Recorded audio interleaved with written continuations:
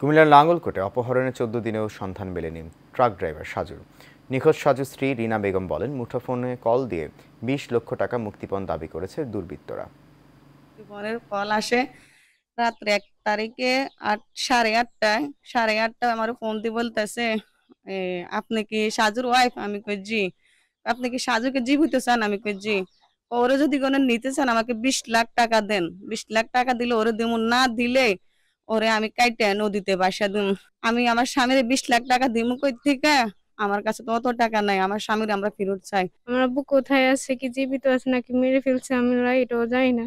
আপনাদের কাছে আমাদের একটাই আবেদন, আপনারা আমার আব্বুকে আমাদের কাছে জীবিত ফিরায় এনে দিন।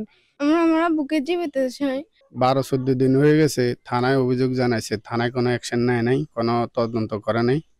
এখন আমরা কোর্টে হের ওয়াইফে যাইয়া মামলা করছে, আমরা মামলার সাক্ষী দিছি। এখন আমরাও বিপদে আছি সাক্ষী দিয়া। আসামিগণ সবাই আমাকে বলতেছে আমগোরাও গুম করবো, খুন করবো, মেরে ফেলবে। প্রশাসনের কাছে আবেদন জানাতেছি যে জীবিত উদ্ধার করার জন্য।